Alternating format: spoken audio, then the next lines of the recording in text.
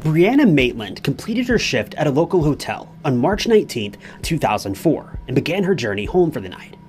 It was a routine she'd performed countless times before, a familiar rhythm to the ebb and flow of life in Sheldon, Vermont. But little did she know that this night would be different, and the path she tread upon would veer off course into the realm of the unknown. The following morning, a ski team visiting the snow-capped mountains of Vermont was traveling down Route 118 when they spotted something that sparked their curiosity. So much so that they pulled to the side of the road and photographed an Oldsmobile Delta that had been backed up suspiciously into a barn. They poked around momentarily, looking to offer assistance, but no one was around. They loaded back into their vehicle and drove off, not knowing that their photos would be the only remaining images of a crime scene where Brianna Maitland vanished without a trace.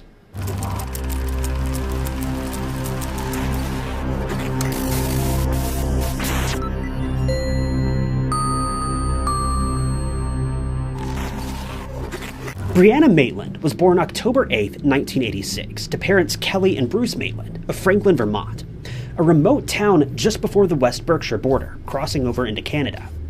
It's a small town of just over 1,000 residents. Nestled in the heart of Vermont's picturesque landscape, Franklin exudes an aura of tranquility, its rolling hills blanketed in lush greenery that stretches as far as the eye can see. This quaint, rural town, with its scattered clusters of weathered barns and farmhouses, seems frozen in time, a relic of simpler days gone by. But beneath its serene facade lies a community grappling with a haunting mystery that has lingered for years. Franklin is not just a dot on the map. It's a place marked by the enigmatic disappearance of Brianna Maitland, a young woman whose vanishing continues to cast a long shadow over the town. Brianna grew up on her family's farmland with an older brother. As a child, she trained in jiu-jitsu, and friends say that she was no pushover. Her upbringing made her fiercely independent. Her friends and family describe her as being a kind and a good friend. She was never afraid to stand up for what she thought was right. Her father, Bruce, says Brianna had a strong sense of justice. As she got older, Brianna spent most of her time with friends and had a vibrant social life. But because of the remoteness of her family's farm, most of her friends lived several miles away in a neighboring town. Her father reports that Brianna didn't fit in with the kids at her small-town high school.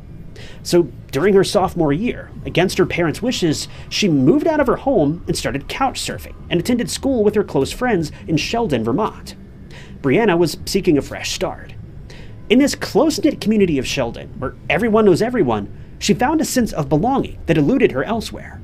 By March of 2004, Brianna had completed her GED, found a job to support herself, and moved in with her lifelong friend, Jillian Stout. She was looking forward to the extra money that a second job would bring in, and was due to start in just a few days. But after leaving work as a dishwasher at the Black Lantern Inn at around 11:30 p.m. on March 19th, Brianna disappeared.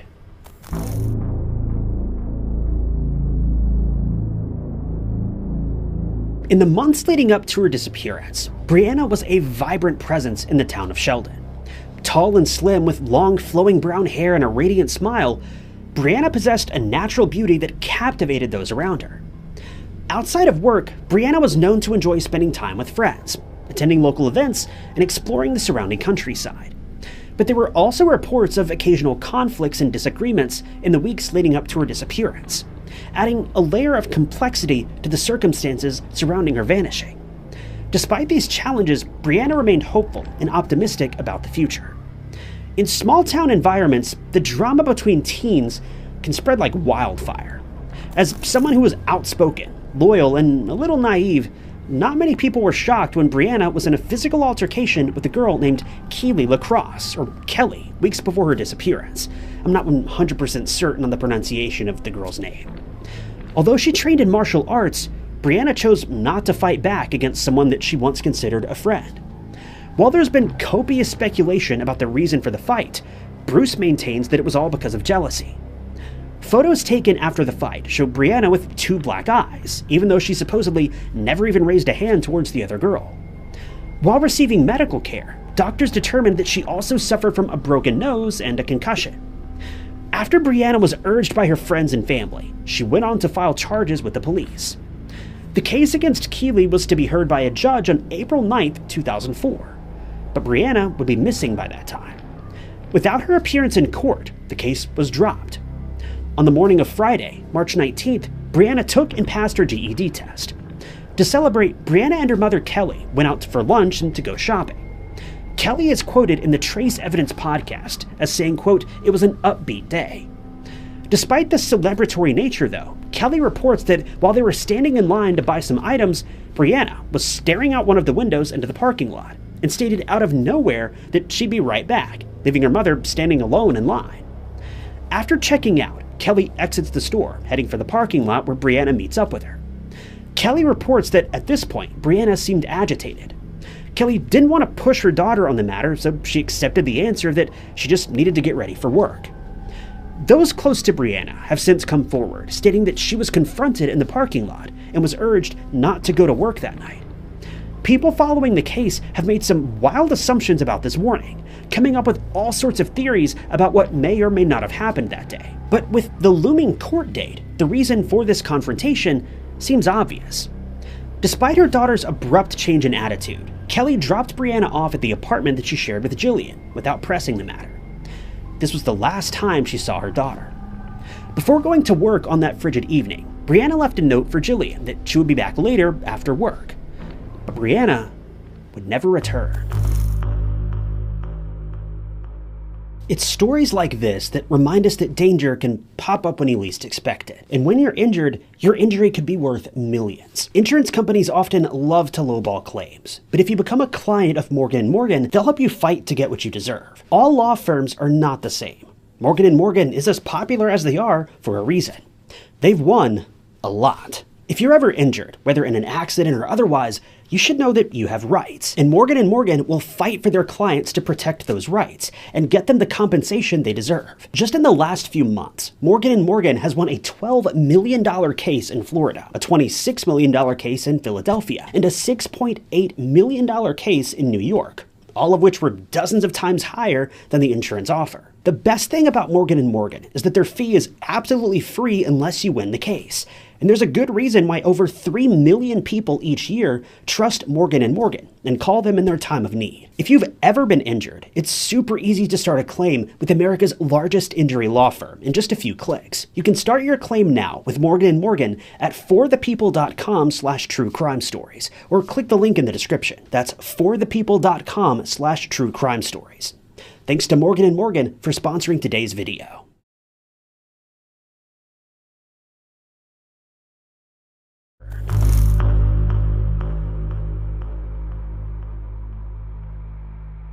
The Black Lantern Inn was busy when Brianna arrived that evening. During the winter months in Vermont, the red-bricked bed and breakfast is expected to have no vacancies due to its proximity to JP, a popular seasonal sports destination. The Black Lantern Inn stands as a timeless beacon of hospitality amidst the rolling hills and serene countryside of Sheldon, Vermont. Nestled at the heart of the town's historic district, this charming establishment exudes an air of warmth and welcome that draws travelers and locals alike into its embrace. Behind the scenes, Brianna found her place within the bustling rhythm of the Black Lantern Inn, her bright smile and easy charm making her a beloved fixture among staff and patrons alike. Brianna's genuine warmth and hospitality left an amazing impression on all who crossed her path. When questioned after her disappearance, none of her coworkers indicated anything unusual happened that night. Brianna, a dishwasher, spent most of her shift in the kitchen. At 11:20 p.m., Brianna clocked out of work. Her coworkers invited her to have some food with them, but she declined, stating she just wanted to go home. Coworkers see Brianna walk out to her car, where she gets in and drives down the road towards her apartment. Drivers traveling along Route 105 between the inn and Brianna's apartment would later tell investigators that they'd gone past the barn where her vehicle was later recovered, and had seen her Oldsmobile backed in with the taillights illuminating the pitch-black night. If these motorists are reliable witnesses, this detail means that there is a 10-minute window for things to go tragically wrong, as these reports came in around 11:30 p.m.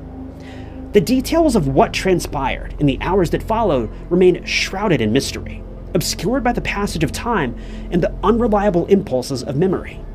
What is known is this: Brianna was last seen leaving the Black Lantern Inn in her car, a 1985 Oldsmobile sedan, sometime after 11:20 p.m. It was a sighting that would later become the focal point of the investigation into her disappearance, a breadcrumb trail leading to the darkness that swallowed her whole. The following morning, police stumbled across Brianna's car, abandoned and backed into the side of a dilapidated farmhouse on East Berkshire Road, just a short distance from the Black Lantern Inn. Mind you, at this point police had no reason to suspect that Brianna had vanished, so they were a bit confused not only by the state of her car, but also its location. Its windshield was shattered, and its rear end was lodged firmly against the side of the building. It stood as a silent lookout to the mystery that had unfolded in the dead of night that evening. But most intriguing of all about this discovery was that Brianna was nowhere to be seen.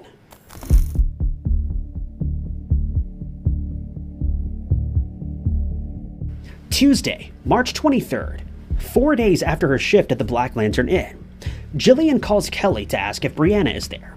Kelly, surprised by this question, tells Jillian that the last time she saw Brianna was on Friday, after she dropped her off at the apartment where the girls lived together. Jillian says that she received a note from Brianna on Friday, but left for the weekend, and when she returned, everything was just as she left it. As far as she could tell, Brianna had never come home. After not hearing from Brianna for several days, that's when Jillian decided to call Kelly. This means Brianna was missing for 4 days before anyone began to look for her. Rattled by this phone call, Kelly calls around looking for her daughter. Each call ends the same way. The person on the other line tells Kelly they haven't seen or talked to Brianna in several days. Kelly's worry increases with every phone call, and after she hangs up the phone for the final time, she decides she needs to report her daughter as missing. Shortly after, she drives to the Vermont State Police headquarters with her husband to provide them with the details of her missing daughter. While at the police station in St. Albans, they tell the police that Brianna drives an older model green Oldsmobile. Interesting, the police think. They then show Kelly and Bruce a photo of a vehicle they towed away only a few days prior, after they found it crashed into the side of an abandoned farmhouse. This interaction with the police made two things evident to Bruce and Kelly. Their daughter crashed her car and had been missing much longer than they initially believed, but worse yet, the police had failed to notify them about the car. Meaning, in the eyes of some people, the police could be, to an extent, at fault for the delay in Brianna being reported missing. Police told Bruce and Kelly that they responded to the scene after several drivers called in to report the vehicle abandoned on the side of the road. But what's really interesting about this case is just how Brianna seemingly vanished without leaving a single shred of evidence behind, but also the similarities that this case has to another incredibly popular disappearance, Maura Murray.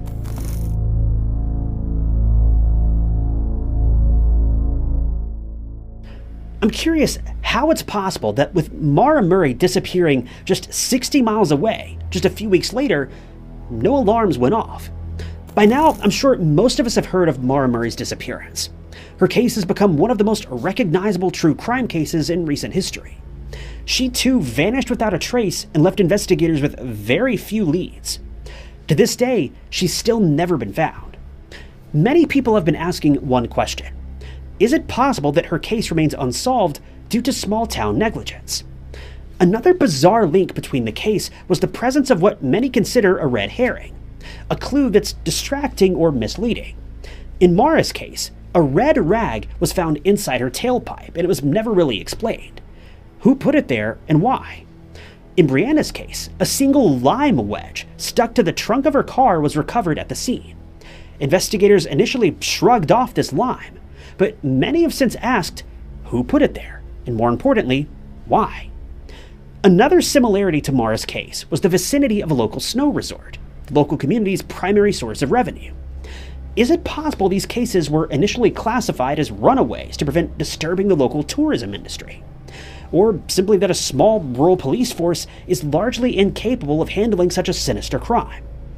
On March 20th, 2004, at 1 p.m., a deputy was sent to the scene of Brianna's abandoned car. Upon arrival, this deputy assumed the car was abandoned after a drunk driving accident.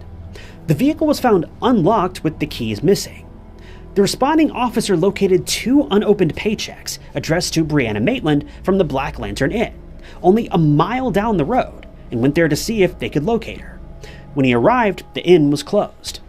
Because he needed to respond to another call, the deputy ultimately decided to have Brianna's car towed to a local lot. He maintains he had no reason to believe it was a crime scene. While Vermont, this area in particular, has a comparatively low crime rate, especially concerning violent crime, I have difficulty believing that a low crime rate deters police from receiving proper training. I also wonder, in what world is a car towed without first contacting the registered owner, especially in the event of a supposed crash? This just seems a bit backward to me. Following the missing person report filed by Brianna's parents, police searched around the Dutchburn barn with canines but found no substantial evidence. Like Mara's case, many close to Brianna felt that the unsolved status stems from negligence and simple lazy police work. Police took no pictures at either scene. The responding officers ran neither plate to establish contact with the registered owner. Despite both cars having wrecked at night in freezing temperatures, there was seemingly no concern for the driver of either vehicle.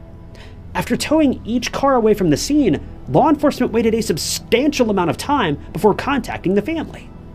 As we all know, making assumptions in law enforcement can be a tragic mistake. While there are several similarities between the disappearances of Brianna and Mara, locals, Brianna's family included, don't believe they're related. That's because they believe they know who did it.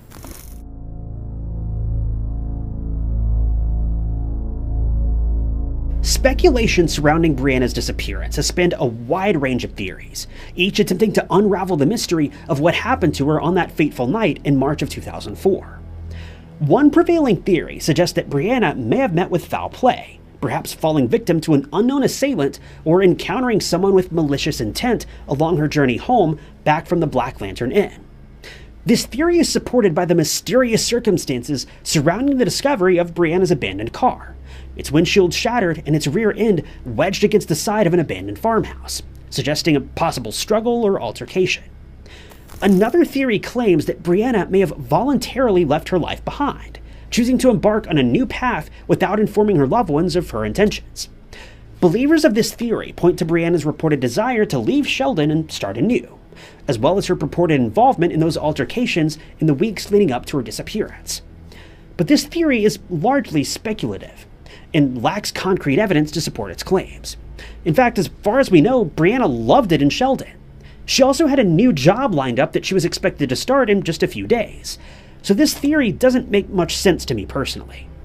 Additionally, some have theorized that Brianna's disappearance may be connected to the drug trade, citing rumors of drug activity in the area and Brianna's alleged involvement with individuals known to be involved in illicit activities. While there's no direct evidence linking Brianna's disappearance to drug-related issues, the presence of these rumors has fueled speculation and added complexity to the investigation. Now, there have been suggestions that Brianna's disappearance may be linked to other unsolved cases in the region, such as Mara's, leading to speculation about potential connections between her vanishing and other missing persons or criminal activities. But without tangible evidence to substantiate these claims, they remain mere speculation and have not yielded any significant breakthroughs in the investigation. As investigators continue to sift through leads and explore new avenues of inquiry, the search for answers remains ongoing, with the hope that one day, the truth of what happened to Brianna will finally come to light. Until then, speculation serves as both a driving force and a reminder of the unsolved questions that linger in the hearts and minds of those touched by this tragic case. But all hope isn't lost. Greg Overecker, a private investigator deeply invested in this case, stated in a 2017 podcast interview from Crawlspace Media, he says he believes he knows where she is, but because it's on property that he, quote, can't get on, her body remains undiscovered. This property belongs to one of 4 local men suspected to be involved with the case. Katie, a close friend of Brianna's, also spoke with the podcast and regarded Brianna's case as incredibly solvable. She maintains that 3 or 4 men are involved, and that just one of them needs to be the one to talk. Which leads to one question. Who will it be, and what kind of deal will they get? In March of 2016, investigators revealed that they'd recovered DNA inside Brianna's car that they believe belongs to their primary suspect. On March 18th of 2022, Vermont State Police announced that a lab in Texas ran tests on forensic samples sent to them in the fall of 2020. They examined these samples using advanced DNA sequencing to identify a match to an individual on law enforcement's radar. Scientists used genome sequencing to build a DNA profile. This method is similar to one used to create the profile that led to convicting Joseph DeAngelo, the Golden State Killer. This means Vermont State Police have a match for one of their people of interest. The only problem is, police have yet to name a suspect in their investigation, leading to the continued question of who this unnamed person of interest is and why, with a DNA match, this person hasn't become their primary suspect. While Detective Angela Baker of the Vermont State Police maintains that this evidence, quote, doesn't mean they have identified a subject, to those following the case, it means they are close. Due to the active status of the investigation, officials won't release many solid pieces of evidence to the public. Doing so would jeopardize the integrity of the investigation. I suspect that with a DNA match in hand, law enforcement is working to solidify their case, and they're probably inching closer each and every day. One significant development in the case occurred with the emergence of new leads and potential evidence. Advances in forensic technology have enabled investigators to re-examine existing evidence and explore previously unexplored avenues of inquiry. Additionally, the widespread use of social media and online platforms has facilitated communication and collaboration among law enforcement agencies, independent researchers, and the public, leading to the sharing of information and the generation of new leads. In recent years, there have been sporadic reports of potential sightings of Brianna, or individuals matching her description, prompting renewed hope among her family and supporters. While many of these sightings have ultimately been proven to be unsubstantiated, each new lead is thoroughly investigated in the hopes of uncovering valuable information that could lead to a breakthrough in the case. What happened to Brianna Maitland on that fateful night remains a question that haunts the collective conscience of Sheldon and beyond. Law enforcement agencies launched a comprehensive investigation into her disappearance, scouring the surrounding area for any sign of her whereabouts. Yet, despite their best efforts, no trace of Brianna has ever been found. But amidst the uncertainty and anguish, one thing remains abundantly clear. Brianna Maitland will never be forgotten. Her legacy lives on in the hearts and minds of those who knew her, her memory kept alive by the undying hope that one day the truth of her disappearance will come to light. Until then, she remains a symbol of the enduring mystery that lies at the heart of the human experience, a reminder that sometimes the answers we seek are simply beyond our grasp. As the sun sets over the rolling hills of Sheldon, casting long shadows across the landscape, the mystery of Brianna Maitland's disappearance endures, a silent testament to the fragility of life, but the resilience of the human spirit. And though she may have vanished into the night, her light continues to shine as a beacon of hope in the darkness that surrounds us all.